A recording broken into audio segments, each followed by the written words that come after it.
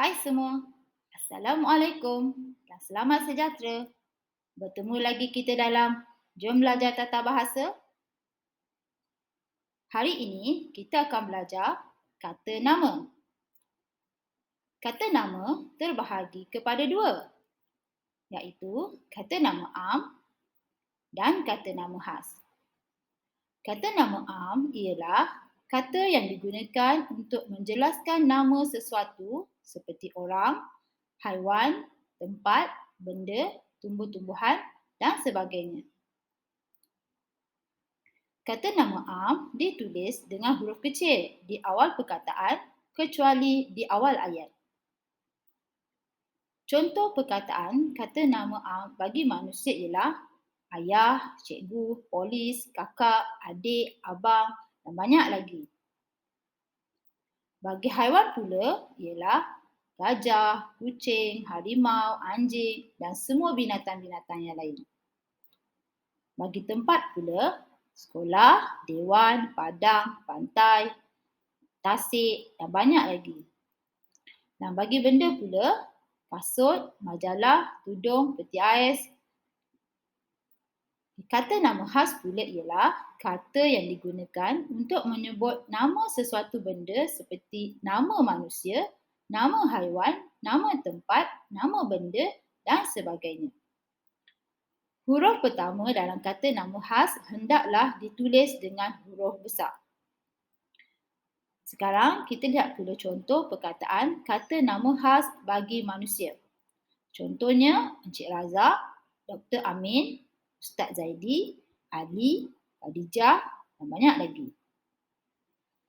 Bagi haiwan pula, si belang. Biasanya si belang ni nama untuk harimau.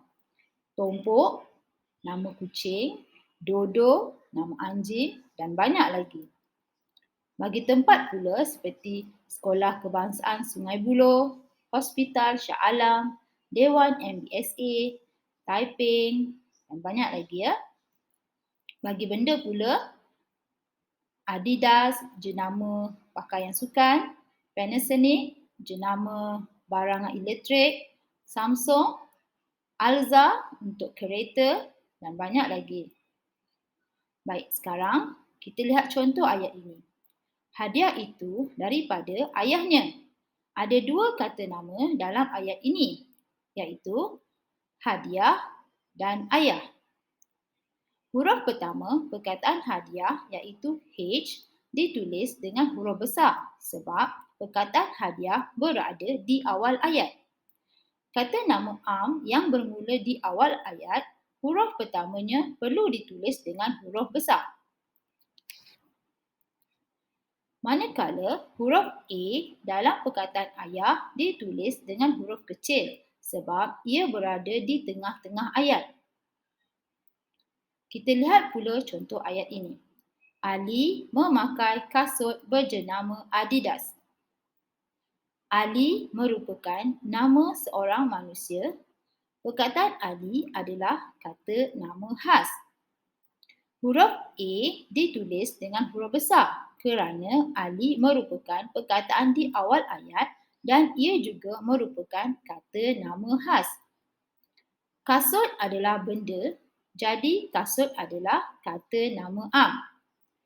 K ditulis dengan huruf kecil sebab kata nama am di tengah ayat tidak perlu ditulis dengan huruf besar. Perkataan Adidas pula merupakan nama bagi kasut tersebut. Jadi Adidas adalah kata nama khas. Huruf A ditulis dengan huruf besar kerana kata nama khas, huruf pertama bagi perkataan tersebut perlu ditulis dengan huruf besar walaupun perkataan itu berada di tengah atau akhir ayat. Baiklah, sekarang mari kita cari kata nama yang terdapat dalam ayat ini dan kemudian kita betulkan tanda baca huruf besar dan kecil dalam ayat ini. Pada hujung minggu yang lalu, Dr. Razak telah merawat pesakitnya di Hospital Shah Alam bersama jururawatnya yang bernama Halimah. Apa kata nama am yang terdapat dalam ayat ini? Pesakit dan jururawat. Perlukah huruf pertama dalam perkataan ini ditukar kepada huruf besar? Tidak perlu, kerana kedua-dua perkataan ini berada di tengah-tengah ayat. Sekarang kita cari pula kata nama khas yang terdapat dalam ayat ini. Jawapannya, Dr. Razak, kerana ia merupakan nama bagi manusia. Hospital Shah Alam adalah nama tempat dan Halimah adalah nama manusia. Adakah kita perlu tukarkan huruf pertama setiap perkataan kepada huruf besar? Jawapannya, ya. Setiap huruf pertama perkataan kata nama khas perlu ditulis dengan huruf besar. Okey? Perkataan pagi bukan tergolong dalam kata nama. Perkataan pada bukan tergolong dalam kata nama. Tapi ia adalah perkataan pertama di dalam ayat. Jadi huruf P perlu ditukarkan kepada huruf besar. Baiklah, itu sahaja untuk kali ini. Sekian, terima kasih dan jumpa lagi.